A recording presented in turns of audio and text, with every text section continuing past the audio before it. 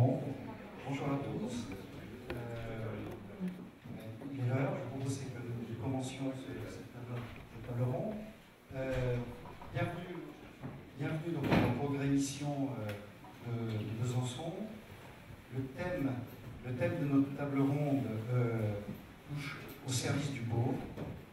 La réflexion porte sur le service du pauvre doit-il s'accompagner d'une parole missionnaire. Donc pour échanger sur cette thématique, nous accueillons trois intervenants qui sont sœur Karine Salomé, laïque consacrée de la communauté de l'Agneau, frère Johannes de Hasbourg de la communauté Eucharistin. Je ne sais pas si j'ai bien prononcé, à peu près, ok, merci. Et puis M. Antoine Aumonier, délégué du Secours catholique de Franche-Comté. Nous aurons aussi le témoignage de Anna, qui est parmi nous, et cette table ronde sera animée par Ombeline Taillot. Rapidement, d'un point de vue pratique, la table ronde va durer à peu près 1h30. Nous aurons donc un temps de témoignage, nous aurons un temps d'échange entre donc, les intervenants, et puis nous terminerons par un temps de questions-réponses qui sera très limité en fait dans le temps. Donc ce que l'on propose, c'est que si vous avez des questions, c'est que vous envoyez en fait vos questions sous forme de SMS à ce numéro de téléphone, et puis on fera passer les questions aux intervenants. Donc petit rappel, merci de mettre vos téléphones en mode vibreur. Et pour commencer, nous proposons un temps de louange. Les lots sont animés donc par Syriac. Voilà. Alors,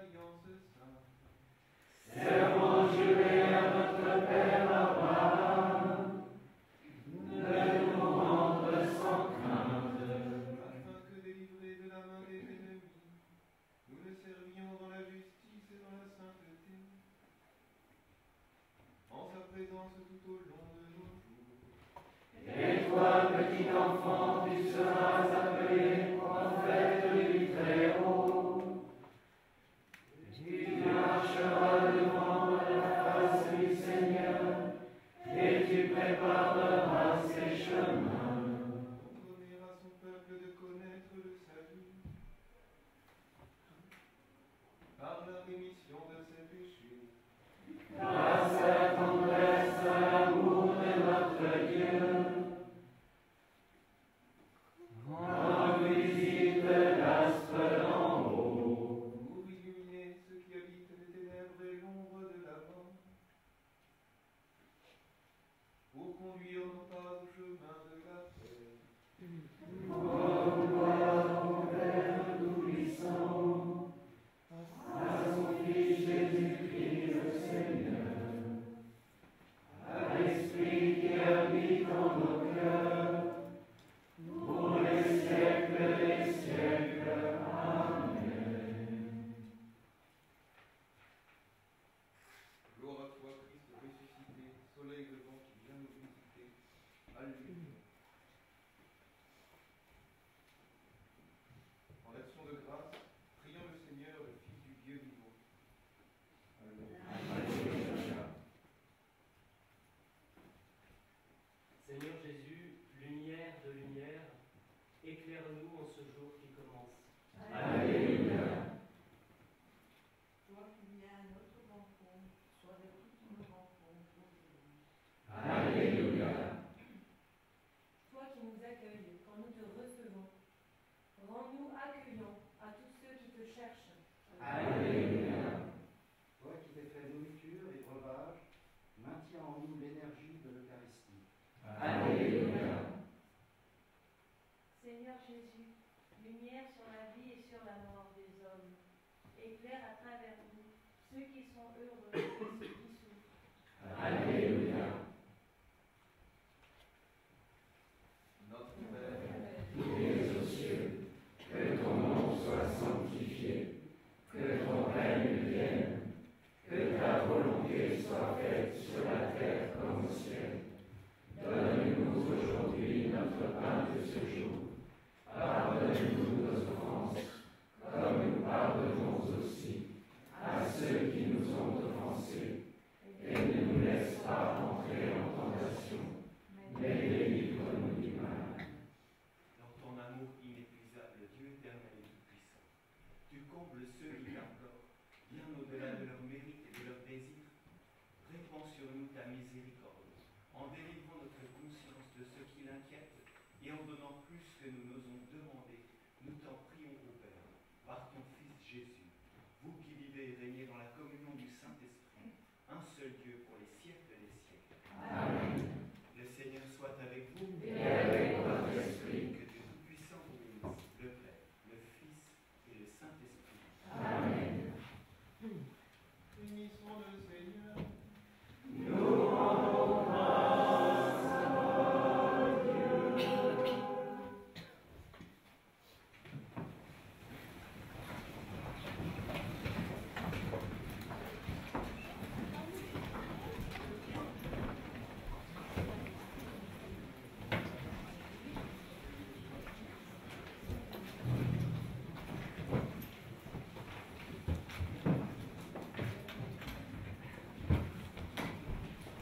Bonjour à tous.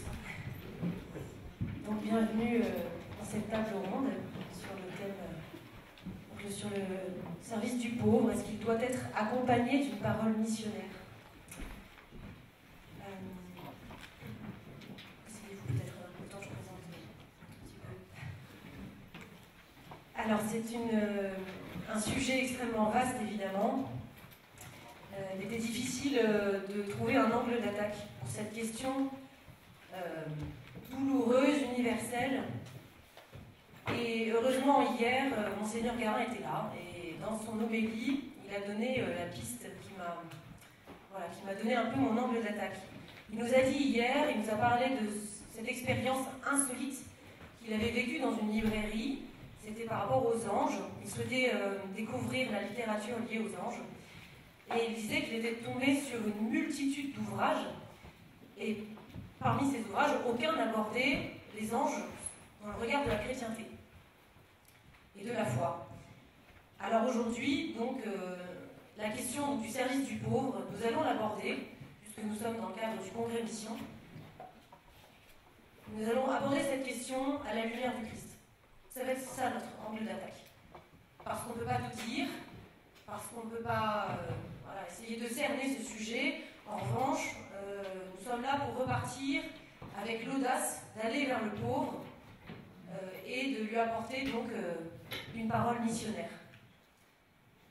Alors nous avons le grand privilège pour commencer notre réflexion d'accueillir donc Anna, qui est bénévole au Secours catholique de l'équipe de Val d'Amont et donc qui va nous livrer son témoignage. Merci Anna.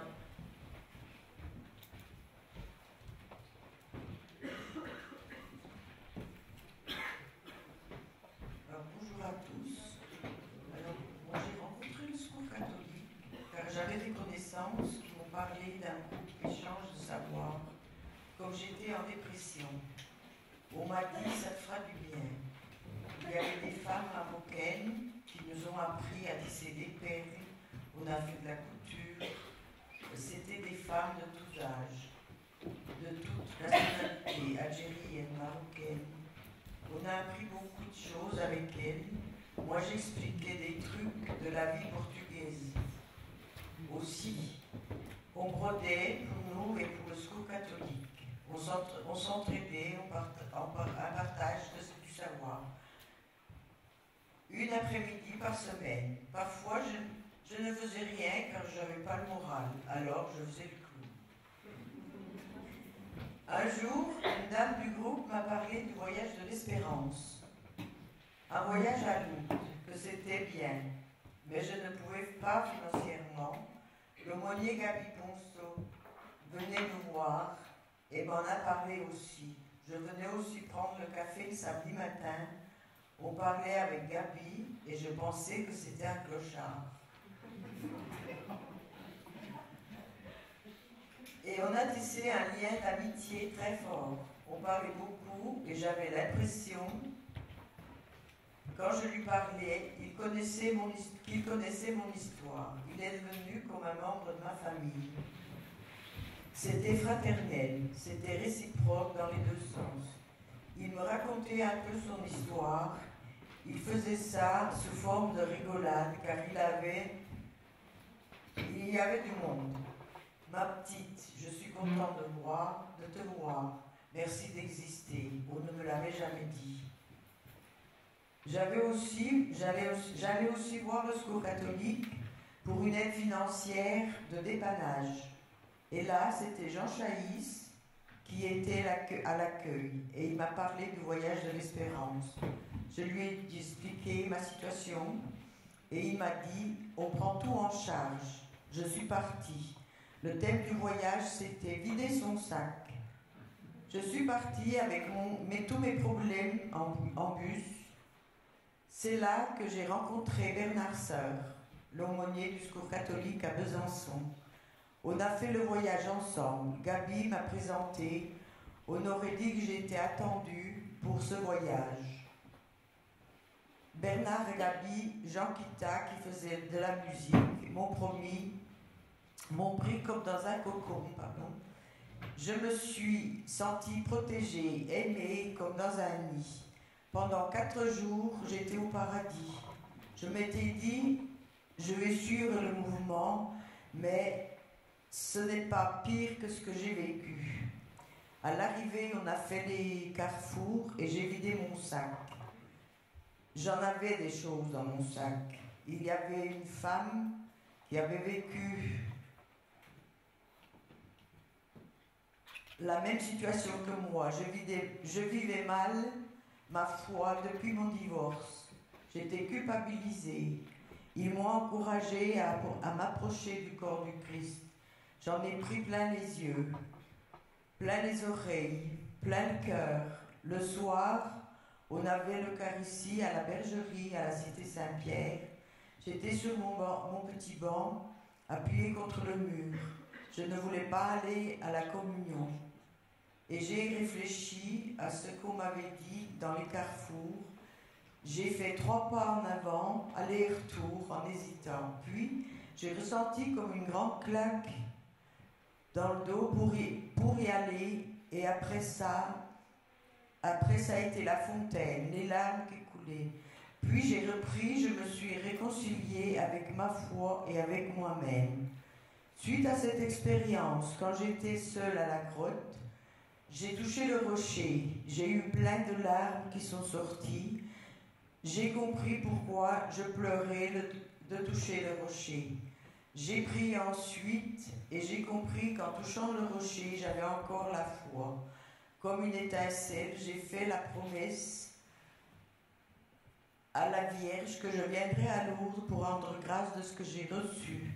Je suis revenue avec le voyage de l'Espérance plusieurs fois, après comme bénévole à la Cité Saint-Pierre. Je me suis débrouillée pour avoir le dossier et venir 3 semaines. Quand je suis arrivée, j'ai compris qu'il fallait payer l'hébergement et la nourriture. Comme je n'avais plus rien une fois le billet de train payé, j'ai été voir la responsable des bénévoles pour lui dire qu'il fallait vite que je reparte. Je ne pouvais pas rester, et je pleurais. Car j'étais déçue de devoir repartir. Elle m'a fait une tape sur l'épaule et m'a dit « Eh bien, ma petite, si tu ne peux pas donner, d'autres donneront pour toi. » J'ai perdu le fil, c'est pas grave. Oui, voilà. Ça m'a donné encore plus de force pour continuer mon engagement bénévole. Et j'ai vécu Pâques plusieurs fois. J'ai jamais vécu Pâques comme j'ai vécu à la Cité Saint-Pierre. On a fait la veillée pascale, le feu, l'eau à Bartrès.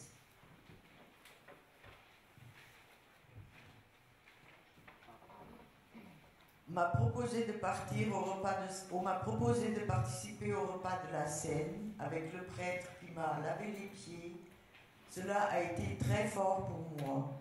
Si je n'avais pas fait mon premier voyage, je n'aurais pas vécu tout cela.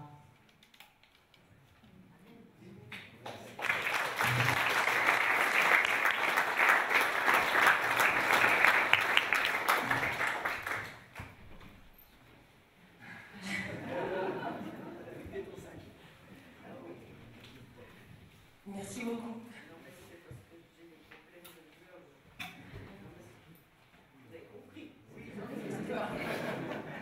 Merci beaucoup, Anna.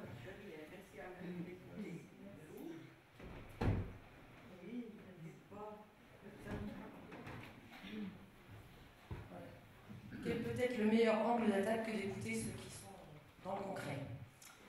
Alors, nous allons commencer, lancer notre réflexion avec nos invités que j'ai eu le privilège d'entendre à huis clos, moi, avant vous. Alors, je vais lancer quelques pistes et c'est compliqué de présenter des gens, on est bien obligé de faire des tris, et or, ce sont des personnes si intéressantes qu'on pourrait passer 3 heures sur chacune, et encore, on n'aurait même pas commencé à dire l'essentiel. Alors, je vais peut-être suivre l'ordre aléatoire de la table ronde. Donc, bonjour, frère Lyonnaise de Habsbourg, bonjour. De Eucharistie, et je crois que j'ai un sans faute, c'est ça? Alors, je vais dire quelques mots avant que vous fassiez vous-même. Voilà. Je vais vous citer parce qu'en fait, vous êtes connus, alors j'ai trouvé plein de choses sur vous sur Internet. Ça faisait bien mon affaire. Et c'était très bien aussi. Vous disiez donc que vous étiez banquier d'affaires, spécialisé en fusion et acquisition. Et puis, vous êtes là où vous êtes aujourd'hui, donc nous en concluons qu'il y a eu un changement, certainement radical. Voilà, vous êtes, quand même pour le signifier, hein, vous êtes descendant de Zita d'Autriche. Et donc, vous avez vécu avec cet héritage incroyable, spirituel, de cette personne qui a œuvré pour la paix en Europe. Le bienheureux Charles d'Autriche, bien sûr, hein, son époux. Vous racontez donc dans cet entretien que vous avez eu une sorte de révélation lors d'un travail une rencontre vraiment personnelle avec le Christ lors d'un trajet en train, il me semble. Voilà. Et donc vous êtes maintenant dans la communauté Eucharistie une communauté donc avec des sœurs aussi. Vous habitez sous même dans une grande maison, je sais pas ce que vous m'avez expliqué, et vous accueillez donc des personnes comment on peut dire ça, en situation de pauvreté dans leur vie, pauvreté spirituelle, familiale, voilà, qui sont là pour reprendre un élan. Est-ce que vous pourriez nous dire justement, nous parler un peu de ce projet incroyable et je vais quand même donner la définition de Charisline, parce que c'est quand même, si vous pouvez nous parler même de ce nom-là, qui pourrait être intéressant pour lancer votre présentation. Je veux dire rendre grâce. Voilà. Pouvez-vous nous dire quelques mots sur votre façon de vivre au quotidien sous le même toit avec ces personnes en situation de pauvreté? Oui, volontiers, tout à fait. Déjà, c'est rigolo parce que le trajet en train et la rencontre du Christ, je crois que c'était plutôt Mère Teresa. Non, mais ça me fait rire, vous savez, elle est dans le train, puis elle voit un pauvre qui dit j'ai soif, puis elle a vu le Christ en lui, puis moi, c'était pas dans le train, c'était pendant une Eucharistie, en train de donner le sang du Christ. Mais également, je dois dire cette chose, c'est que quand je suis arrivé à la fraternité Eucharistique, donc j'arrivais là d'un monde quand même assez 30 points, voilà. Et au fait, il y avait en face de moi un jeune homme qui avait fait des années dans le LSD, les rave parties, et en fait, il m'a tout de suite pris en amitié, puis il parlait de sa passion, c'était Star Wars. C'était vraiment le premier soir que j'arrivais. Donc il me parle de Star Wars, il me parle encore de Star Wars, il me parle encore de Star Wars, puis mais comme si j'existais pas, presque, c'était incroyable. J'ai dit au Seigneur, mais c'est pas possible, comment je peux vivre avec des personnes qui voient même pas que tu existes en face de toi, parce que bien sûr, voilà quoi. Et ça pour dire que, en fait, on a lié toute une amitié, et puis après même je suis devenu son parrain de confirmation, puis vraiment je sentais que le Seigneur me disait, mais tu vois, ce garçon qui s'appelle David, on est toujours en contact, il s'est mis avec une fille, maintenant il est beaucoup plus, voilà, et ben, le Seigneur me disait quelque chose comme, tu vois qu'il a rien pour être aimé, et si toi tu l'aimes pas, qui pourra l'aimer? Puis ça a commencé à prendre racine en moi. Donc c'est un peu comme ça que c'est venu. Et puis pour parler de la fraternité Eucharistique, donc c'est une jeune communauté qui est surtout centrée sur l'adoration eucharistique, sur la célébration de Jésus dans son corps et son sang. Et de ça découle justement le fait que on tâche d'accueillir chacun comme Jésus nous accueille, c'est-à-dire comme on est pauvre et fragile. Donc j'ai vraiment beaucoup aimé ce que vous avez dit, Anna. Par exemple, vous avez dit ce qu'il a dit, le prêtre, c'est... Non, vous avez dit, j'avais l'impression qu'il était de ma famille. Ah, ça me fait du bien d'entendre ça, c'est exactement ça. Et du coup, ce qui est spécial, c'est qu'au début de la communauté, alors il y a le père Jean qui est là-bas, qui donc a fait partie du tout début de la communauté, et au début, il faisait des pèlerinages à Calcutta, vous savez, pour aller aider les pauvres. Alors moi, j'ai un peu de mal avec ça, parce que le pauvre ici, je ne sais pas, nous quatre, c'est moi. Mais tout ça pour dire que, voilà, mais tout ça pour dire, on allait à Calcutta, et puis Mère Teresa, apparemment, c'est ce qu'on me l'a raconté, parce que j'étais encore dans mon berceau à peu près, eh bien, elle a dit, écoutez, merci d'être volontaire ici à Calcutta, mais chez vous, en Suisse, il y a aussi beaucoup de pauvres, et puis c'est de ceux-ci que Jésus, enfin, c'est ceux-ci que Jésus aimerait que vous preniez, en guillemets, en charge, que vous alliez les rencontrer. Et puis, je dirais que peu à peu, mais peut-être si vous rencontrez d'autres membres, ou les sœurs de Charisline qui sont en bleu, donc les frères sont comme ça, vous pouvez aussi leur poser la question, mais j'ai l'impression que, en tout cas chez nous, typiquement en Suisse, c'est plus une sorte de précarité existentielle vers laquelle Jésus nous amène. Et puis, des fois, des gens qui viennent de milieux très très riches, qui sont cultivés et tout, et puis il y a des trucs, c'est simplement qui, je sais pas, au fond, qui savent pas qu'ils sont aimés de Dieu, pour faire bref. Ou bien qui ne peuvent pas accepter leur destinée, leur vocation. Enfin, il y a toutes sortes de situations, j'en dirai peut-être un petit mot un peu plus. Je ne sais pas, ça suffit pour commencer. C'est parfait. C'est parfait. C'est surtout intéressant de bien, quand vous avez dit, en fait, vous partez, c'est l'adoration eucharistique qui est la source vraiment de votre action, c'est vraiment ça votre envie d'être. Tout à fait. Alors ça, si je peux tout de suite dire un petit mot à ce sujet, je ne veux pas... c'est vrai que aimer les autres d'une façon générale, puis donc les plus pauvres, ça ne se passe pas d'enracinement mystique. Parce que qu'est-ce qu'on doit donner aux autres au fond? C'est Dieu lui-même. Justement, aujourd'hui, on célèbre la résurrection, c'est dimanche. On ne peut pas donner moins que Jésus ressuscité. Ici, on donne aux pauvres qu'une simple générosité humaine, c'est bien, mais c'est pas Dieu. Et on les vole de Dieu en quelque sorte. Puis je rajoute deux choses pour aussi un petit peu calmer ce côté, c'est que il faut aussi sentir si les personnes sont en mode survie.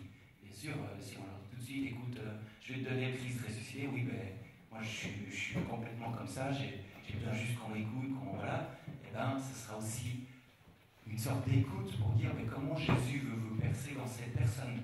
Et c'est sûr qu'à la suite de Mère Teresa, de Madeleine Delbrel, on ne peut pas juste dire, je vais être gentil, non, parce qu'en fait, c'est le Seigneur lui-même qui veut rejoindre ces personnes. Disons-le simplement comme ça. Merci beaucoup. Donc j'ai à ma gauche Karine, sœur Karine, voilà. Alors, donc, voilà, quelques mots aussi sur vous, Karine. Alors vous étiez dans le monde de l'humanitaire, voilà, tout à fait. Vous faisiez partie d'une ONG, et déjà, donc vous étiez, vous étiez dans des camps de migrants à ce moment-là aussi? Non, pas forcément. D'accord, mais vous œuvriez donc dans le cadre d'une ONG à confessionnelle, à politique exclusion, oui. Voilà. Et puis, vers 24 ans, me semble-t-il, quelque chose comme ça, donc vous m'avez dit qu'il y avait eu un appel aussi, et en fait vous êtes maintenant, vous avez été envoyé par Fidesco, donc en mission, vous occupez, donc vous intervenez dans des camps de migrants, en Soudan, en Irak, en Grèce. Et dans ces camps-là, voilà, vous êtes vraiment, presque parfois la seule autorisée à vraiment être à l'intérieur du camp, avoir une vraie rencontre avec les migrants.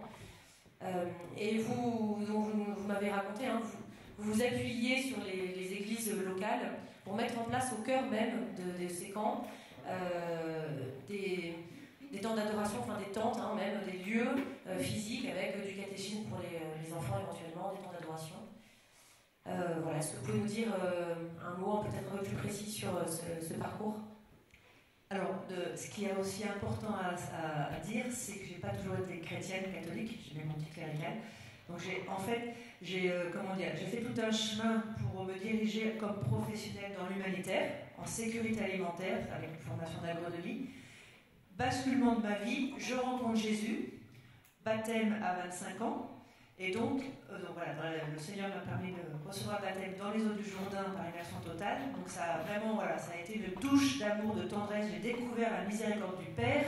Et à ce moment-là, j'ai décidé de donner ma vie à celui qui m'avait aimé le premier. Et tout a changé.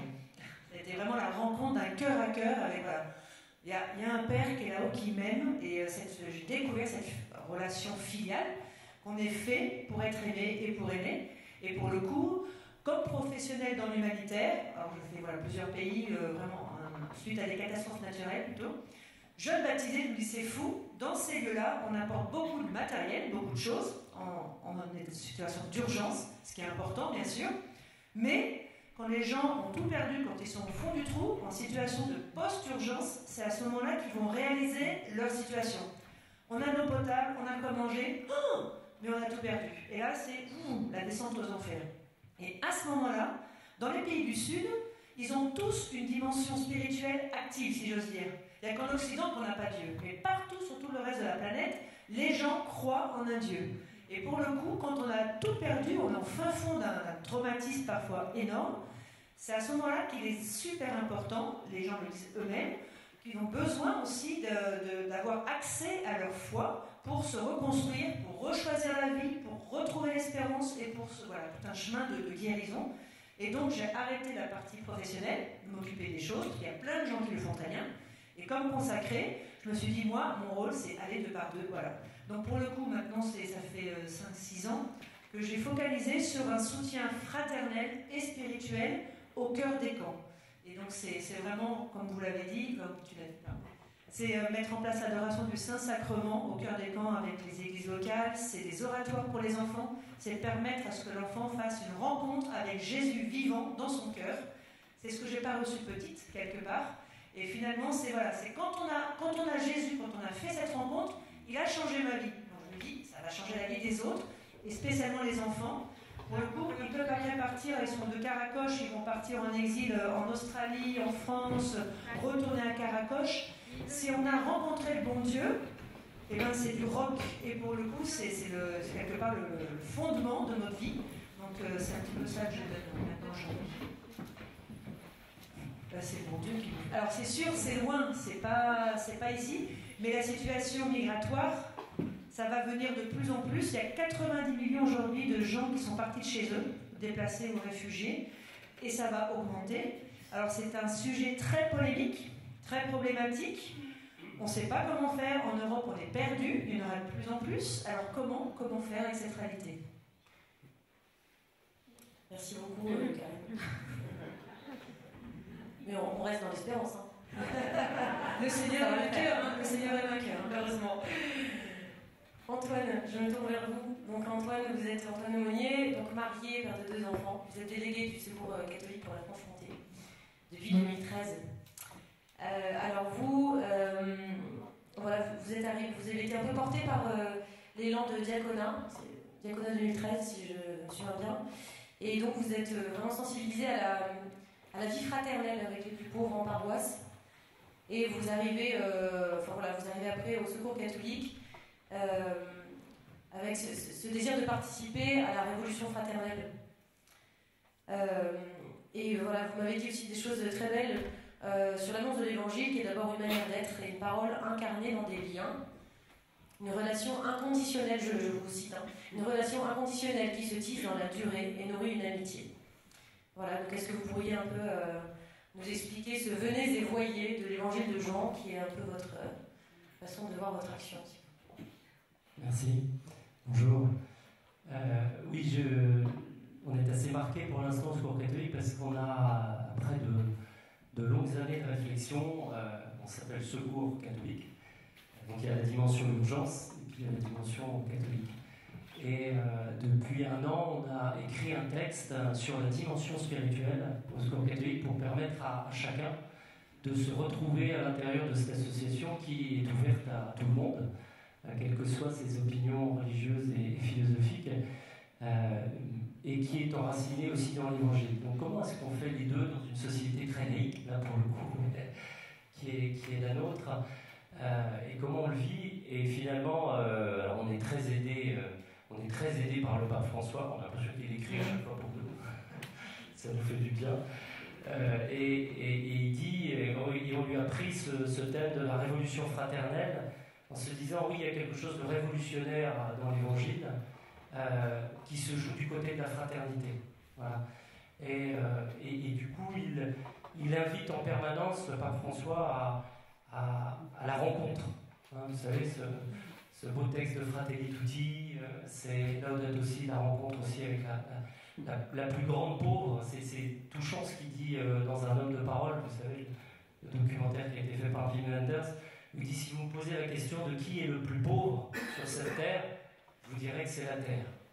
Alors, c'est surprenant, on n'a pas toujours l'habitude de voir les choses de cette manière. Et voilà, donc il y a ce compagnonnage à vivre ensemble pour déjà se découvrir, créer cette amitié les uns avec les autres. Je pense que vous en parlez vous aussi dans les lieux où vous êtes, qui est le socle du partage de ce qu'on a de plus intime, parce que c'est aussi ça, notre relation au Christ, c'est ce qu'on a de plus intime, et qu'on peut à ce moment-là partager par des voix qui sont alors là pour le coup aussi créatives que l'Esprit Saint peut l'être dans notre Église. Et quelques personnes là ici, je suis assez touché par ce que vous inventez les uns et les autres sur vos terrains.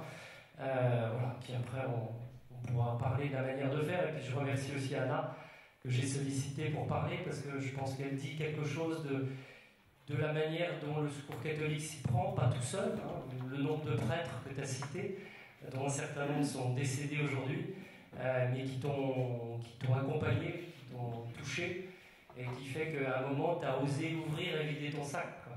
Et puis il y a Lourdes aussi, c'est pas n'importe quoi, Lourdes, c'est aussi quelque chose qui s'est passé, qui est l'ordre de l'Église universelle. Voilà, on fait ce chemin tous ensemble, quoi. On ne fait pas ça tout seul, les uns avec les autres, quoi. Merci. Alors, moi, pour vous avoir eu au téléphone de manière assez rapprochée, j'avais remarqué chacun avait un peu son vocable, chacun avait un peu ses expressions. On sentait qu'il y avait vraiment une façon de parler des pauvres. Alors chez certains, ça va être les pays du Sud, en situation de précarité. Enfin, voilà, il y avait vraiment tout un champ sémantique bien précis. Et ça m'a fait réfléchir. Je me suis dit peut-être qu'on pourrait commencer par essayer de définir ce qui est quand même compliqué à définir, bien sûr, mais parce que ce terme-là de pauvre, il ne peut pas se l'approprier, et en même temps, l'évangile, on a quand même une définition bien particulière. Alors, est-ce qu'on pourrait essayer de cerner la pauvreté, le pauvre, c'est vraiment l'individu pauvre, dans son ensemble? Vous avez tous déjà décidé comme pauvre. Quand on m'a demandé d'animer, je me suis sentie très pauvre, typiquement. Voilà. Donc, est-ce qu'on peut essayer de faire vos expériences et voilà, à la lumière de l'évangile, essayer de définir ce terme-là et peut-être de parcourir, de voir dans quelle mesure le Christ est de toute façon dans cette pauvreté, quelle qu'elle soit. Qui se lance? Bienheureux les pauvres, moi c'est ça qui me vient tout de suite. La pauvreté, c'est la pauvreté matérielle, la pauvreté morale, la pauvreté psychologique, la pauvreté intellectuelle que j'ai vue à Djouba, la pauvreté spirituelle, qui est vraiment la nôtre en Occident. Mais bienheureux les pauvres, en fait. Enfin, moi, je vois que la mission, elle passe... Parce que quand moi, je suis pauvre, je fais état de ma propre pauvreté, ma propre vulnérabilité, c'est là que la grâce se déploie dans nos faiblesses. C'est là que la grâce passe pour aller rejoindre mon frère ou ma sœur en humanité, quelle que soit la pauvreté. C'est le mot magique de la fraternité, Antoine, c'est ça, que vous avez nommé. Et c'est pour moi, quelque part, quelle que soit la souffrance, moi on a partagé ce matin, la souffrance pour moi c'est le lieu des épousailles.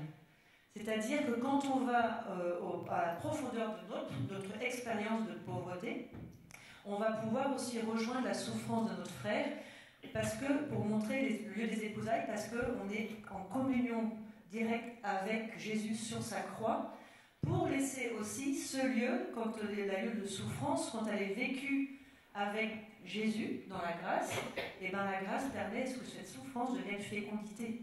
Et à ce moment-là, on a Anna qui se déploie, qui aujourd'hui vient nous témoigner de sa conversion, chacun d'ici entre nous, je pense. Quand on fait cette expérience de souffrance, c'est ces moments-là qui sont les plus féconds. Dans la vie spirituelle, c'est des épreuves, c'est des moments où ça ne va pas. Pourquoi? C'est l'histoire de la foi, la croix et la résurrection.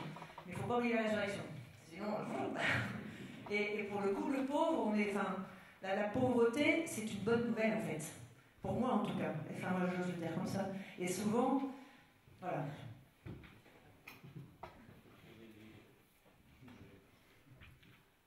Je dirais en 3 mots, c'est rigolo parce que nous, dans notre communauté, on a toujours un peu cette question, mais comment on peut appeler les personnes qu'on accueille? Alors justement, on en parlait dans le minibus en arrivant, donc j'ai toute une liste, donc ils sont tous là, ceux qui ont parlé. J'ai toute une liste, alors des fois on les appelle les accueils, des fois c'est les personnes en accueil, des fois les personnes en difficulté eux-mêmes. Certains ils disent ouais, nous on est les invités, bon, on ne sait pas très bien, personnes en souffrance. Au fait, on ne sait pas comment les appeler parce que c'est le ton qui fait la chanson. Et puis il y a un garçon qu'on avait accueilli pendant 3 ans qui est décédé tragiquement tout dernièrement sur ses 30 ans, hélas. Et lui, il me revenait toujours là-dessus, parce que quand on présentait à la communauté, oui, nous accueillons des personnes en difficulté, puis lui, il est là, il est au fond de la salle, alors il dit, ouais, mais dites quand même pas des trucs qui nous font avoir l'air trop gogolito. Il disait, c'est pour dire, que dire? On ne sait pas comment parler des pauvres. Et puis, deuxième chose que j'aimerais dire, et là vous allez voir que les cartes se brouillent, c'est qu'au début, par exemple, je ne sais pas, tu viens à la fraternité eucharistique, j'imagine que vous avez aussi vu quelque chose du style. Tu dis oui, alors moi je sers les pauvres. Et après 3 ans, tu te dis, parce que tu as réfléchi et tu te dis, au fait, ça aurait pu être moi. Puis tu vois la vie des personnes avec qui tu vis, tu dis, au fond, j'aurais pu aussi.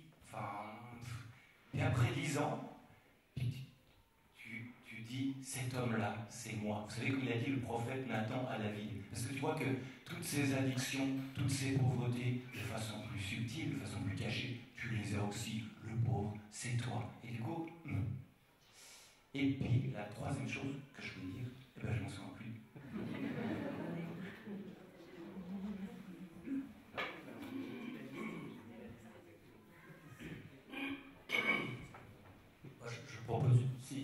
si tu en es d'accord, puisqu'on a quelqu'un qui est catalogué de ce côté-là. Est-ce que tu dirais concrètement ce que c'est qu'être pauvre?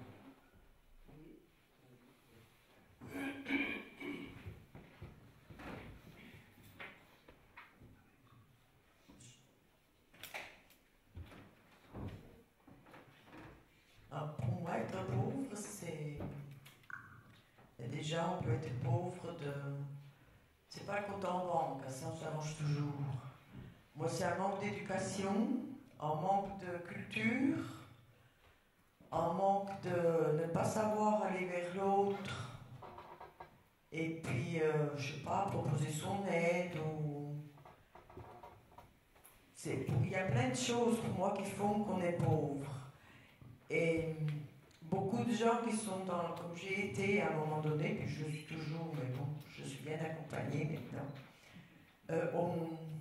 Quand on est dans la misère, qu'on est 3 km sous terre, parce que rien ne va, ni la santé, ni le compte en banque, ni les enfants qui nous larguent, enfin, tout, ça c'est la pire des pauvretés, et on n'ose pas les demander de l'aide, et ça c'est très très difficile, parce que moi je suis une immigrée, mon papa il est venu en France, moi j'avais 12 ans, je ne savais pas le français, donc on m'a mis en maternelle supérieure, je dis Matsu, pour apprendre à dire confiture.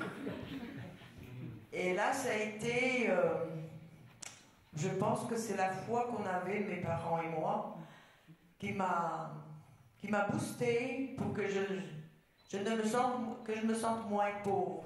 Parce que j'ai été à 12 ans avec les petits de 6 ans, et les petits de 6 ans, ils se moquaient de moi parce que je ne savais pas parler français. Et j'ai dit non, ça c'est... Et au bout de 3 ans, j'ai passé mon CAP de couture, mais j'ai fait 3 mois d'une classe. Et ma première dictée en français, je l'ai écrite en phonétique. Et donc j'ai fait comme tous les petits français, tant de fautes, tu la copies tant de fois, maintenant ça se fait plus, c'est dommage. Mais pour moi ça a été, si vous voulez, mon papa il est venu parce qu'il avait des problèmes de santé pour travailler, pour qu'on ait une vie meilleure. Et moi ça m'a donné de l'énergie parce que je me suis dit à moi-même, j'ai dit non, tu as un... Parce que chez nous, on est très catholique, on est très croyant. Donc je me suis dit, tu es sur terre, tu as un rôle à jouer, tu as une mission. Donc quand j'ai eu l'opportunité de prendre le train en route, on va dire, je me suis engagée comme bénévole pour aider d'autres personnes qui ont besoin. Et puis, ça m'a fait grandir aussi. Bon, moi, je suis toujours Asmout, mais c'est pas grave. Mais j'ai grandi dans mon âme, dans mon cœur. Et quand je vois des gens qui disent oui, c'est là, c'est un cassos, c'est là pas de quoi s'acheter une baguette, bon, ça me fait mal au cœur, j'ai envie de pleurer ou de baffer la personne qui dit ça. Parce qu'elle n'a pas comment dire, ce feeling pour aller vers la personne et dire tiens, je t'invite, tu prends, je te paye ta baguette. Et puis comment tu définis la pauvreté pour toi? dit. On n'a jamais assez. D'accord. Non, d'accord. Mais c'est ça, être pauvre, c'est comme ça. On va s'enrichir aujourd'hui. Merci.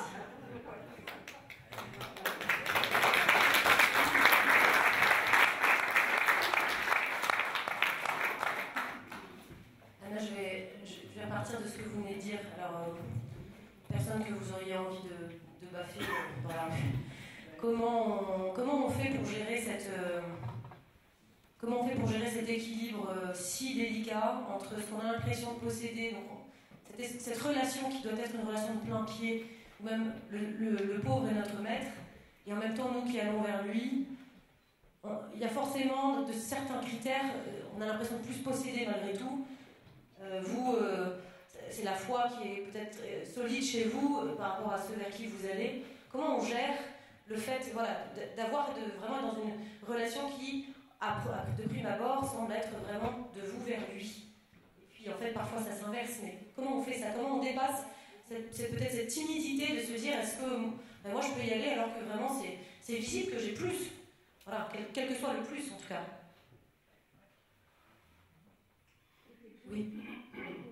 Pour moi, le pauvre, c'est pas aller de vous vers lui, c'est être présent à lui sans savoir qui ce qu'il veut ni rien, mais le laisser accoucher à lui-même de ses propres peines. Moi, c'est ça. C'est tout à fait vrai. C'est vrai. Mais là il se trouve, dans ce cadre-là, c'est vraiment des gens qui... les pauvres viennent vers vous, mais ils attendent quelque chose. Donc ils viennent pour chercher quelque chose. En tout cas, quand on arrive dans les camps, elle apporte objectivement quelque chose avec elle. Quoi. Voilà. Donc il y a quand même la question qui se pose. J'apporte moi-même surtout en fait. Parce que là, à Samos, en Grèce, la dernière mission, j'ai vraiment vécu au cœur du camp. Donc j'étais au milieu avec mes frères et sœurs réfugiés, entre les Palestiniens, les Ghanéens, les Afghans, les Gabonais. J'allais chercher mon eau potable comme tout le monde avec mes bidons au robinet MSF. Voilà. J'avais pas d'électricité comme tout le monde, donc avec le soleil, tout ça. Voilà. Mais c'est... en fait, quand on va vers ou pour être avec, on n'est pas tout seul. Il y a l'Esprit Saint. Et pour le coup, c'est une démarche où c'est un appel, on va répondre. Donc le bon Dieu, s'il nous envoie là, c'est qu'il nous donne aussi la grâce pour le vivre. Alors, il ne faut pas le faire n'importe comment, il faut être accompagné, voilà, ça dépend des contextes. Mais c'est d'abord une démarche de foi, un acte de foi. Et c'est vrai que moi je dis souvent que la mission, c'est ce qui vient de déborder de mon intimité avec le Christ. Je me remplis du bon Dieu et ce qui va se manifester, l'épiphanie en fait de mon cœur à cœur avec Jésus, ça va être la mission, c'est le fruit de mon intimité. Et la mission, ou alors c'est autre chose. Comme tu disais, c'est un acte généreux et puis ça peut être sympathique, mais c'est plus du spirituel, c'est plus la mission. Voilà. Et pour le coup, quand on est dans cette démarche, le Seigneur, il va aussi permettre oser aller vers. Parfois, parce que c'est vrai qu'on a peur de l'inconnu, ou voilà.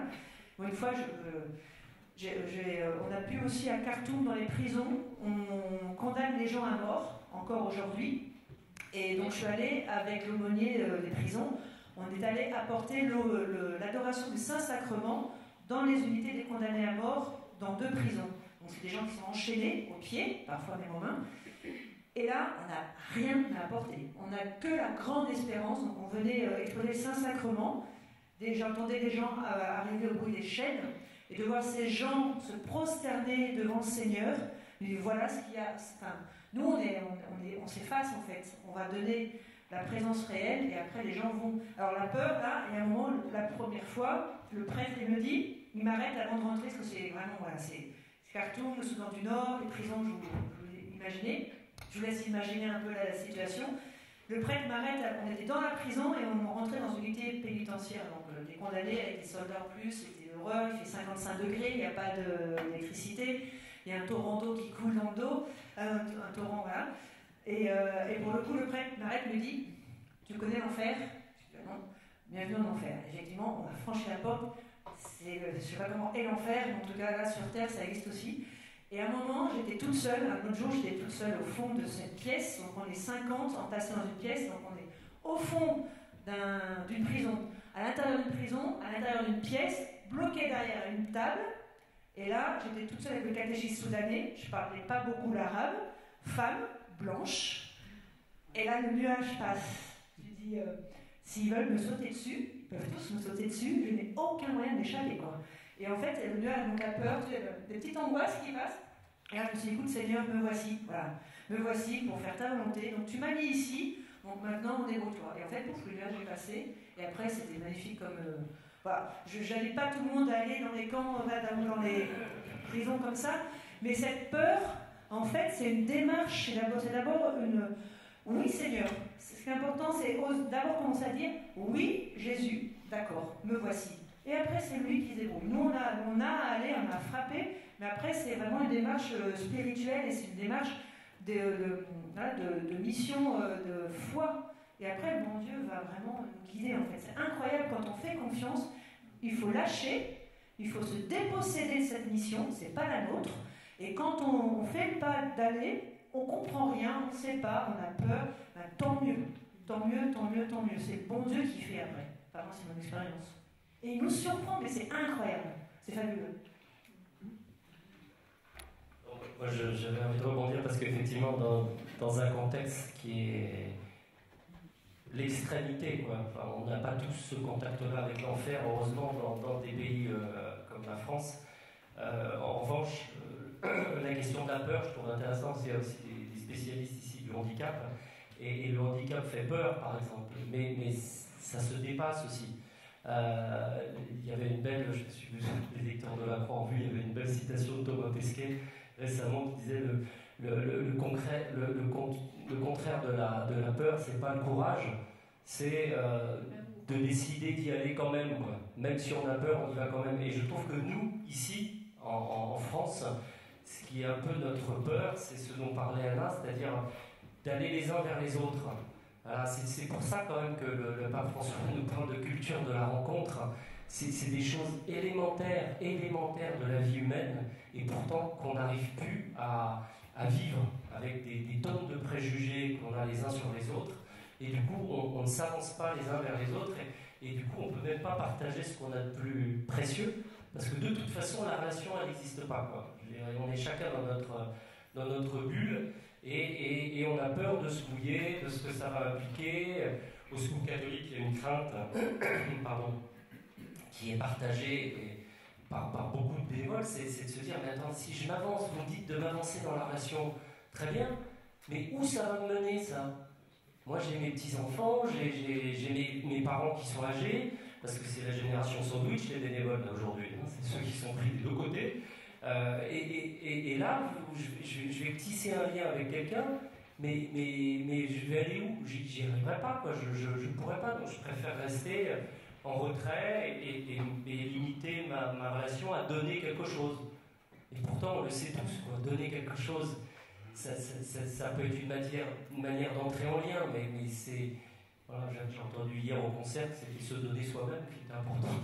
Donc voilà, comment on traverse cette peur, qui je pense, là pour le coup, on a tous en commun. On n'a pas exactement la même, mais il y a un moment, ça fait peur, la différence, l'autre, pour entrer en relation. Et quand on est en relation avec Anna, je peux vous dire, ça donne du dynamisme. Et du coup, l'évangélisation, comme vous disiez, c'est réciproque. Voilà. Tout d'un coup, on est évangélisé. Voilà. On est évangélisé, je ne vais pas te faire rougir, Anna, mais je suis évangélisé par la manière dont tu vis un quotidien hyper compliqué. Tu es obligé de compter en permanence. Tu as des pépins de santé, des pépins familiaux, tu es éloigné de ta famille, comme beaucoup d'exilés, et pourtant, tu as le sourire, tu continues à avancer, il y a des gestes de solidarité autour de toi dont je suis témoin.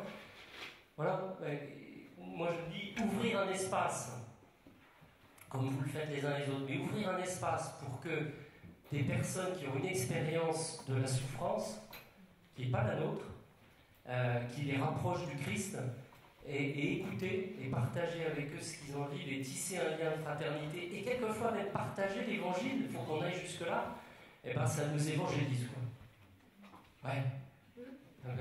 C'est pas moi qui dirais. Est-ce qu'on va essayer de garder... Ouais, est-ce que vous pouvez garder votre question pour la fin, peut-être? Parce que... Bon, on peut vous donner la parole, mais comme le temps est un peu compté... Non, mais en deux mots, peut-être... si. Parce que se donner soi-même, c'est pas d'abord ça.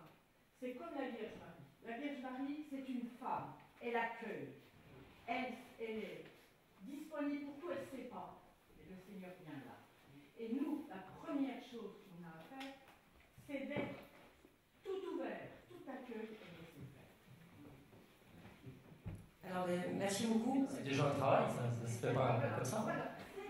Mais se donner soi-même, c'est une manière de se donner soi-même que d'être dans cette ouverture. Et puis donc vous disiez, vous parliez de la rencontre, vous en avez parlé aussi beaucoup.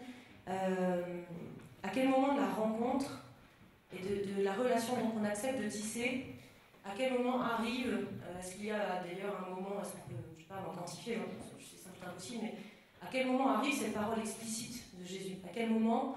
Ou est-ce que la parole missionnaire, c'est autre chose? Ou voilà, est-ce que c'est vraiment le fait de citer ce nom-là? Ou À quel moment est-ce que ça vient? Est-ce que vous avez remarqué des choses peut-être qui donnent des pistes de réflexion pour nous, qui voilà, ne sont pas appelés comme vous voilà, à vivre dans des conditions aussi, aussi engageantes et tout ça?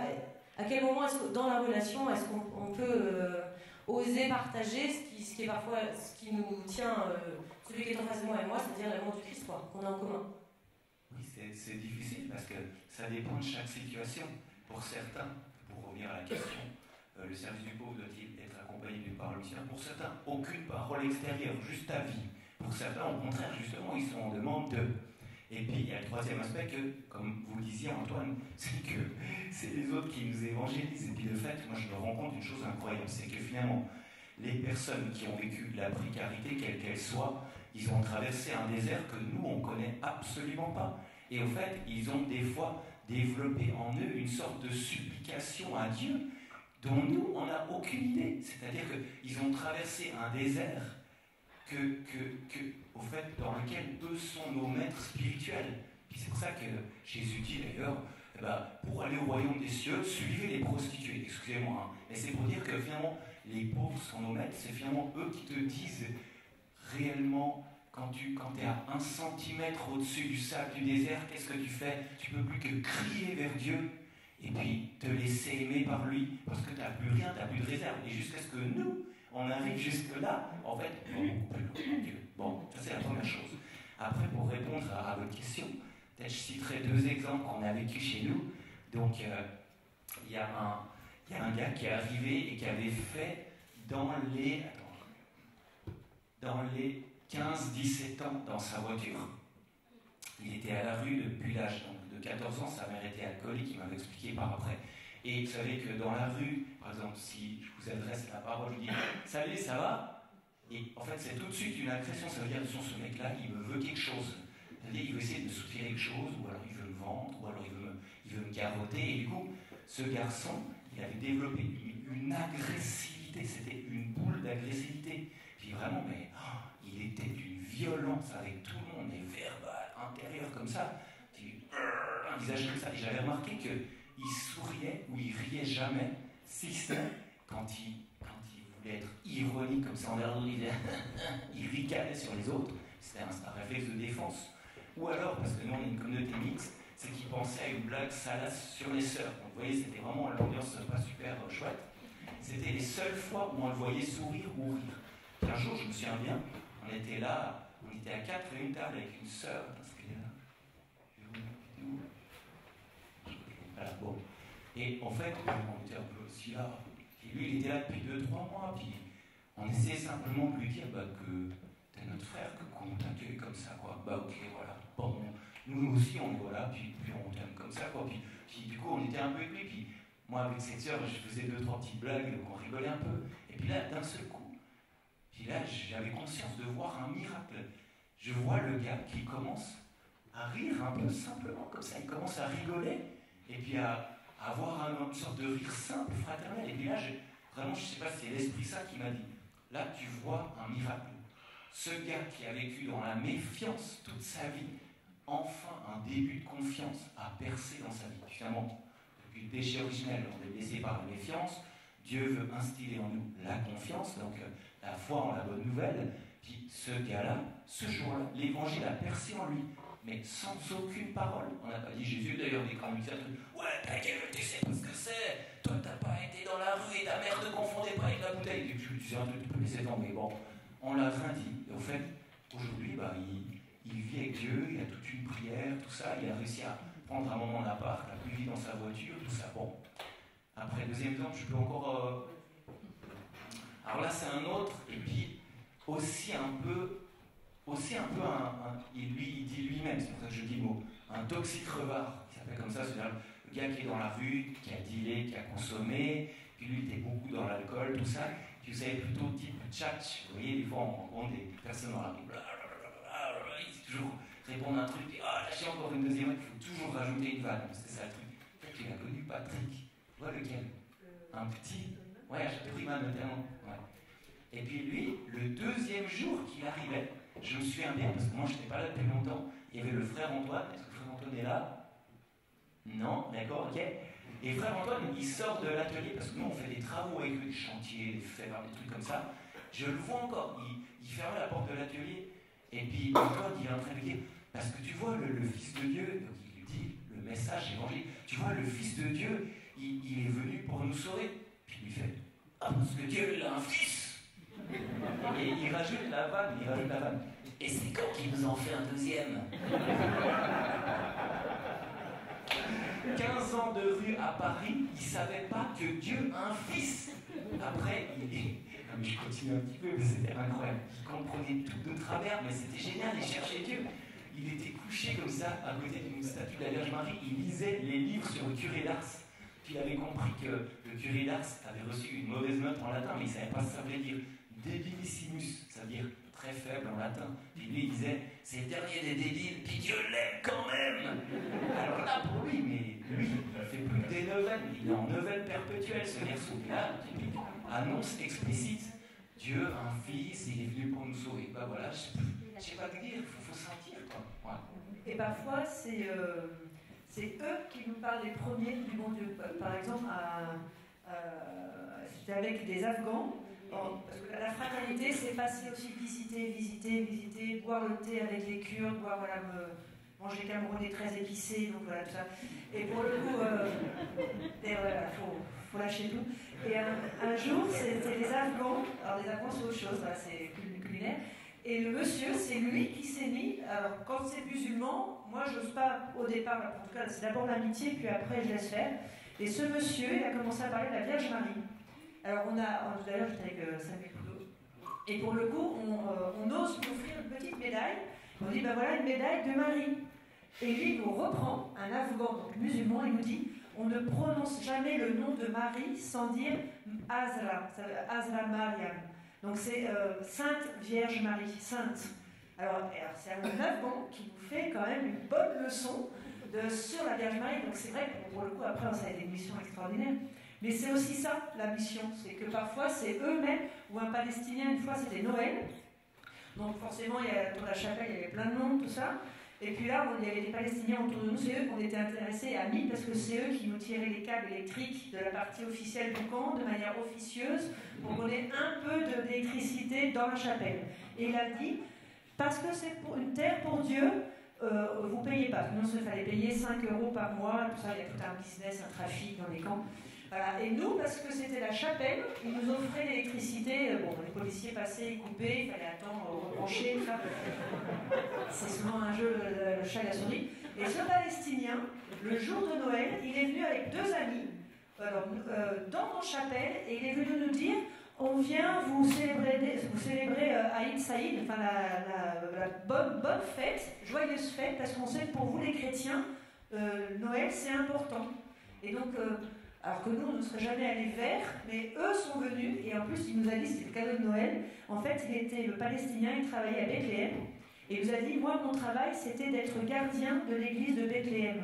Donc je sais que pour vous, Noël est important pour ça.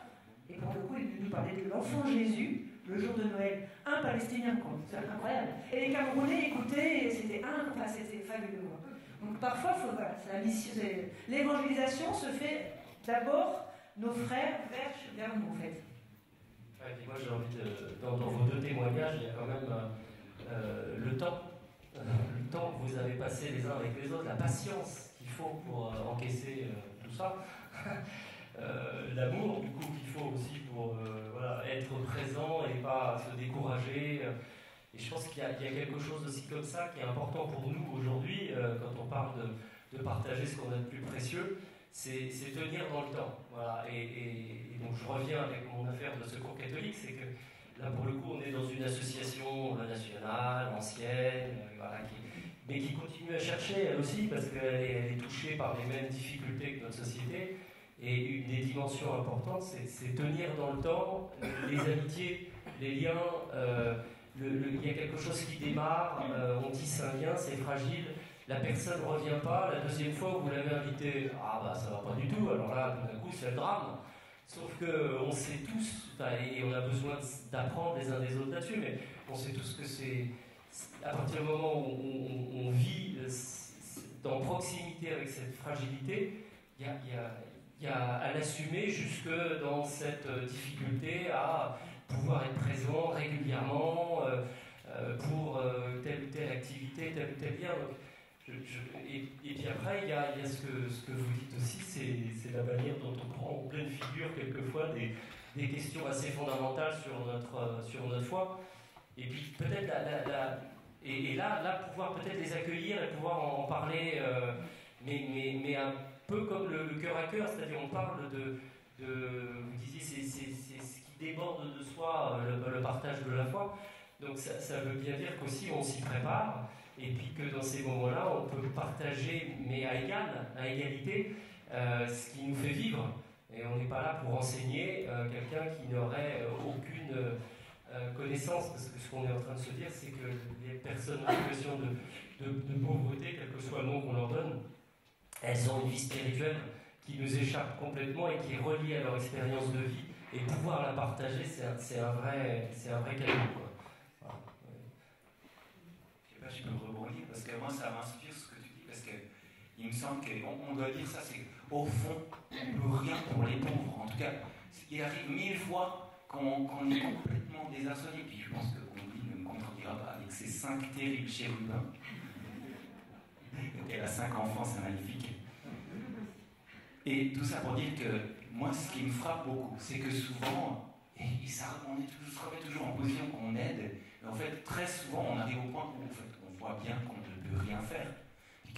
On ne peut plus que supplier Dieu de toucher cette pauvreté, parce que nous, on est juste là quasi par providence, puis par hasard, quoi. Oui, un autre exemple. On est en train de construire une petite chapelle dans le camp, parce qu'on a eu un tremblement de terre en plus à Samos, donc on a perdu notre église, voilà.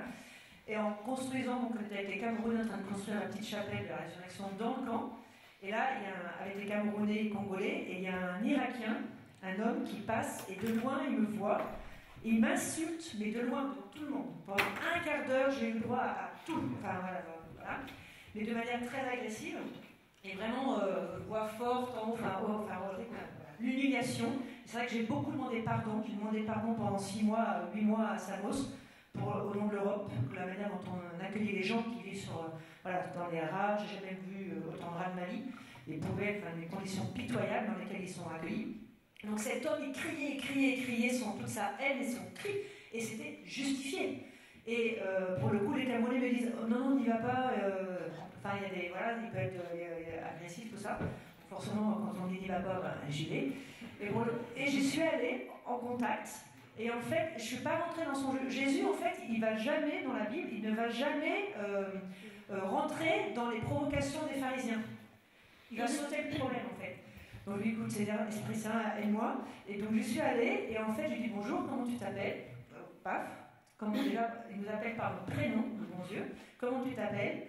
Et puis on a dialogué. Ah, tu viens d'Irak. Ah, tu es kurde. Ah, de Soleimani. Mais tu sais, moi je connais ta ville. Je suis passée par là-bas en mission, etc.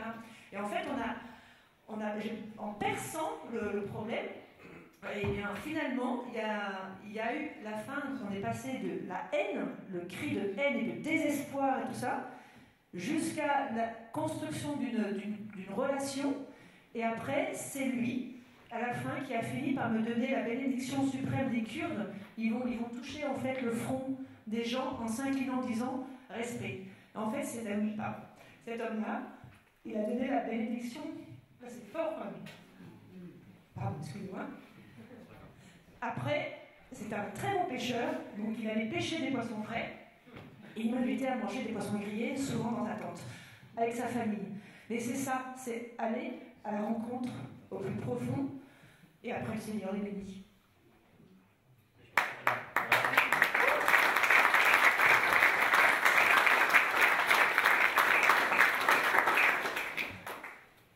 Moi, je pense que la rencontre, il y a plein d'obstacles à la rencontre, jusqu'à des obstacles comme ça, mais c'est ça qui nous sauve, quoi. Voilà, moi, j'ai l'impression que c'est... Et on va avoir la journée mondiale des pauvres, là, qui a été un cadeau que nous a fait le pape François là, au 2e dimanche de novembre. Et il nous invite à chaque fois à dire mais attendez, c'est pas juste prier pour eux ou faire des chèques ou des choses comme ça, mais mais aller les rencontrer, quoi. C'est toucher la chair du Christ en allant les rencontrer. Invitez-les à une table, discuter. Ce que tu as fait, c'est formidable, de ne pas en être resté à ce déluge d'agressivité et puis se dire j'ai une personne en face de moi, elle est aimable, puis je vais aller la rencontrer au-delà de tout ce qu'elle renvoie. Chapeau, parce qu'il faut du courage pour ça. Mais d'une certaine manière, je trouve que dans notre société française, occidentale, il y a des murs qui sont plus discrets que ceux-là, mais qui sont tout aussi bloquants, quoi. Donc comment on s'encourage à y aller, et pas pour aller avec une espèce de... Enfin moi je pense, mais pas pour aller annoncer l'évangile de manière un peu brutale aux personnes, mais pour les rencontrer. Savoir un prénom, savoir d'où ils viennent, discuter avec eux, et puis ça c'est le terreau sur lequel pourra se passer plein de choses. Je dis qu'au Secours catholique, en tout cas, il faut qu'on ose, parce qu'on a encore beaucoup du boulot là-dessus, beaucoup de boulot, il faut qu'on ose ouvrir des espaces où cette rencontre est possible au-delà des besoins. Voilà, on est encore vachement sur la question du besoin, l'urgence, comment on ouvre des espaces où on va pouvoir se rencontrer, mais dans la réciprocité, ça c'est vraiment important. C'est vrai, je me permets une fois en plus de rebondir, parce que ça m'inspire ce que tu dis, c'est que finalement, aujourd'hui, peut-être en Occident surtout, des fois on se cache un peu derrière le technique, c'est-à-dire les besoins, les machins, les compétences, les trucs comme ça. Et Dieu, il nous dit, tu parles de la révolution fraternelle, qui veut être son frère, c'est-à-dire être là, à côté de lui. Et puis, c'est ce que Dieu, il voulait nous rencontrer. Et bien, c'est ce qu'il a fait. Du coup, il nous donne son sang, c'est hyper eucharistique. Tu as un lien de sang avec Jésus, il te donne son sang. Puis également, le frère, c'est la différence fondatrice et bienveillante. Ça veut dire que Dieu, il vient vers toi, et puis le fait qu'il est tellement autre que toi te permet d'être toi-même, parce qu'il t'accueille tel que tu es. Puis si Dieu fait ça pour toi, si Dieu devient ton frère dans l'Eucharistie, ben, peut-être justement c'est ce qu'il t'appelle à faire. C'est-à-dire, en fait, tu disais la rencontre, ben, être frère, c'est à peu près la même chose, quoi. Et puis, ce qui me touche aussi, et je voulais dire tout à l'heure, je l'avais oublié, mais à chaque fois, toi tu cherches des gens qui ne sont pas là, mais qui sont tes frères. Toi tu parles du prêtre avec lequel tu étais, du Saint-Sacrement, choses comme ça. On ne vit pas les choses tout seul. On les vit les uns avec les autres, quoi. Toi ça a été lourd, voilà, mais c'est pas toi qui l'as inventé, nous non plus. Ces prêtres-là, voilà, on n'est pas tout seul, quoi. On n'est pas tout seul et on s'appuie aussi les uns sur les autres. Et de temps en temps, voilà, on se dit, je ne sais pas comment faire, mais ça passe par quelqu'un d'autre ou par un signe qui nous fait réagir. Voilà, moi, je pense que la dimension communautaire, tu pourras en parler aussi, mais on a accueilli avec quelques-uns là, des familles de réfugiés dans le cadre des couloirs humanitaires depuis quelques années. Et c'est un groupe à chaque fois qui accueille. Voilà, c'est un groupe et ça, c'est une richesse extraordinaire. Et cette dimension communautaire et collective de la foi, elle est super importante. Il faut qu'aussi on la retisse les uns avec les autres, parce que c'est comme ça aussi que la parole et le geste sera ajusté. Tout seul, on est un peu largué, quoi. Je voulais aussi, par rapport au temps, pardon, le temps, en fait, alors pas forcément loin, ici, moi ce que je fais souvent, c'est prendre un quart d'heure de plus avant d'aller à la messe. Et on se laisse un petit quart d'heure à offrir au bon Dieu. Qu'est-ce que le Seigneur va nous provoquer, voilà, dans la rencontre, sur le chemin pour aller à la messe. Ouais, mais c'est vachement. Alors, en Occident, c'est super dur de prendre du temps. Un quart d'heure de plus, c'est pas grand-chose, mais c'est dimanche, donc on laisse le quart d'heure ouvert. Et le bon Dieu va le remplir à sa manière. Ou, on prend le train, je prends souvent le train là, il n'y a pas longtemps, en sortant d'Avignon, et il y a un jeune perdu dans la gare, qui demandait de l'argent. Je lui dis bonjour, comment tu t'appelles? Jessie. Il dit moi je donne pas d'argent, mais si tu veux, je peux t'offrir à manger. Alors qu'est-ce qui ferait plaisir? Une quiche Lorraine. Alors, je suis partie à la boutique de la gare, je lui ai acheté une quiche Lorraine, et il était heureux, et puis après on a continué à parler. C'est des petites choses qu'on peut tous faire, tous. Et là, on n'a pas d'excuses. Et si on n'est pas missionnaire, on n'est pas chrétien, dit le pape François. Donc c'est vraiment aussi un appel à mettre en pratique. Des petites choses, un sourire, enfin plein de choses. Tu vois, la petite chose, c'est que tu n'as pas vu la personne comme ça, tu t'es dit tiens, elle est en difficulté. Tu lui as pas imposé ton billet de 5 €, tu n'as pas été chercher un sandwich en lui disant vous devez avoir faim, prenez-le. Tu l'as rencontré, tu lui as dit qu'est-ce qui te ferait plaisir. Et ça, je trouve qu'on est tout de suite dans une relation humaine et personnelle. Ou souvent, on a des espèces de schémas qu'on impose parce qu'on sait déjà ce dont l'autre a besoin. Oui, tout à fait. Et souvent, moi, je laisse, quand c'est dans les boulangeries, par exemple, aussi en ligne, je laisse toujours la personne venir avec moi et c'est elle qui choisit. Encore mieux, super. Mais c'est vraiment ça, on leur rend la liberté en fait. Ah oui, c'est à c'est toi ça. de te faire plaisir. On est dans une relation symétrique là du coup. Et c'est dès qu'on est dans le don, le risque c'est que voilà, ça met la personne en dette et puis après voilà, on est. C'est pour ça que la rencontre elle est importante, c'est que et c'est pas facile, hein, je veux dire en Occident on est quand même vachement handicapé là-dessus. Hein. Pour parler de soi, pour oser se dire tiens avec cette personne qui a un vécu complètement différent du mien, je vais quand même pas parler des soucis que j'ai, des questions que j'ai, de la vie familiale et tout, et pourtant c'est ça qui nous rend humains les uns vis-à-vis des autres. Donc quand il parle de culture de la rencontre, il faut qu'on y aille, et ça me fait penser à cette petite phrase de l'évangile qui me dit beaucoup, qui est Matthieu 11, 25, quand Jésus se met à exulter sous l'action de l'Esprit Saint en disant ah, je suis tellement heureux que tu aies caché toutes ces choses aux sages et aux intelligents et que tu les révélées aux tout petits. La force des enfants, c'est que voilà, eux, ils n'ont aucune barrière, et les tout petits, et quand on est en situation difficile, ben, on va direct à l'essentiel, et on se tutoie, et on parle de choses qui nous tiennent à cœur, et puis on rencontre la personne. Enfin, en tout cas, mon témoignage, moi, c'est que j'ai été rencontré et évangélisé par des gens dans le 18e arrondissement, et j'aurais jamais, je ne serais jamais retrouvé au secours catholique s'il n'y avait pas eux sur ma route qui m'ont appris la relation. Du chemin. Je peux rajouter, juste pour alimenter, pardon, des petites fiorettis sur les enfants, parce que dans les oratoires, les enfants, c'est incroyable en Irak.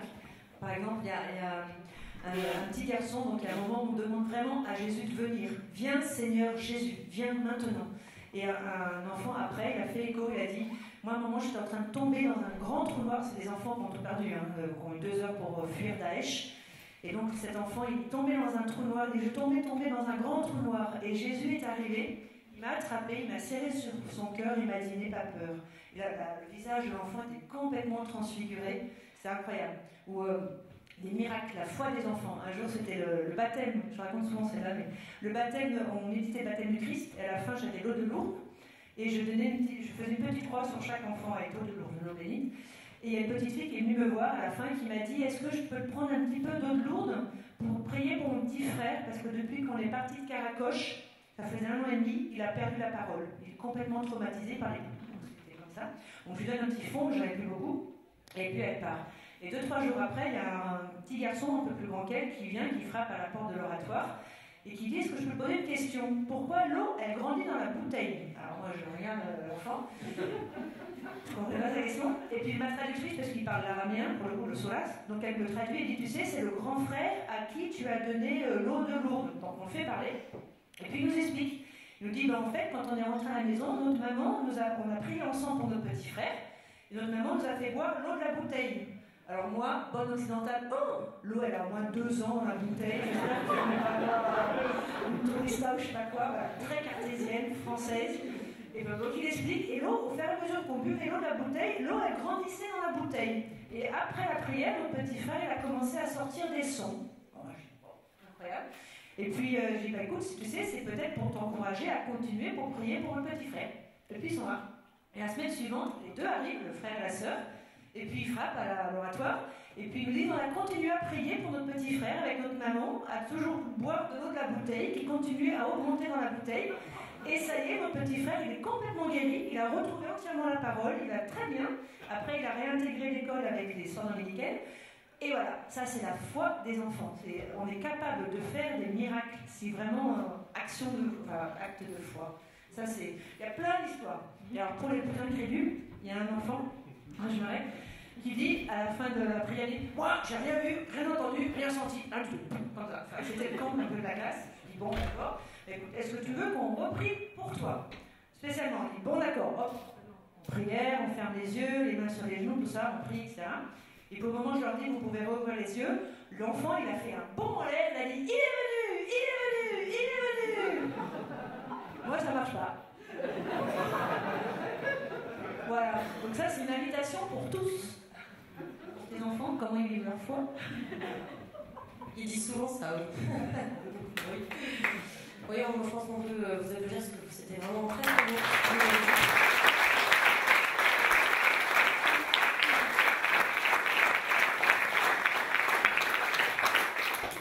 Alors, est-ce qu'il y a une question? Parce que c'est le moment des questions. Alors, j'ai pas vu beaucoup de SMS, mais bon, c'est peut-être un moyen un peu qui brille. Donc, alors, il ne reste plus beaucoup de temps, puisque l'atelier est censé se terminer à la nuit. Ça s'inscrit dans une organisation complexe du congrès Mission. Donc, s'il y avait une question, quelqu'un souhaitait poser une question? Vous en avez déjà posé? Est-ce que je peux confier le micro à quelqu'un? Juste pour dire une chose, les différents témoignages que vous avez évoqués, je travaille au sein d'une association laïque d'accueil des demandeurs d'asile, et je ne suis pas sûr que je pourrais témoigner de cette même approche miraculeuse. C'est-à-dire que notre association ne porte pas la dimension catholique, universelle, chrétienne, et apporter la Sainte Seine ou l'Eucharistie, je pense que quelque part, on aurait une situation conflictuelle en France avec les acteurs avec lesquels je travaille.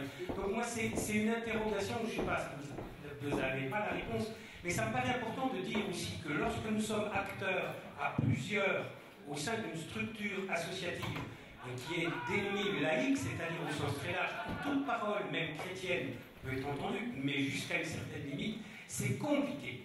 C'est compliqué parce que la dimension spirituelle, tout le monde peut l'entendre, on est des êtres de spiritualité, mais dès que la dimension spirituelle prend la coloration chrétienne, ça nous pose des problèmes de fonctionnement, de relations internes à l'association. Et ça me paraissait aussi important de vous le partager, parce que là, dans l'ensemble des témoignages que vous avez donnés, on est dans une approche chrétienne, catholique fortement, mais chrétienne et témoignante en quelque sorte. Et nous, on a cette difficulté d'être ajustés dans notre force de témoignage, et c'est pour ça que j'ai le viatique que Roger Schutz à Thésée disait toujours, ne parle de Dieu que si on t'interroge, mais vite à vite, façon à ce qu'on t'interroge. Voilà. Merci.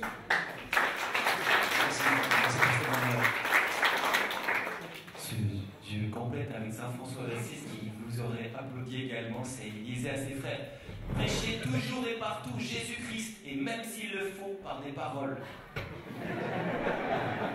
Très bien. Donc merci pour ce temps de réflexion et ces témoignages. Donc, la suite, alors nous invitons à rejoindre les ateliers qui vont démarrer d'ici un petit quart d'heure. Et puis nous espérons c'est vous retrouver en plénière de clôture, qui se tient à la cathédrale, et à partir de 14h, et puis il sera suivi d'une messe, la messe d'envoi qui aura lieu à 15h. Voilà, merci à tous. Merci à vous.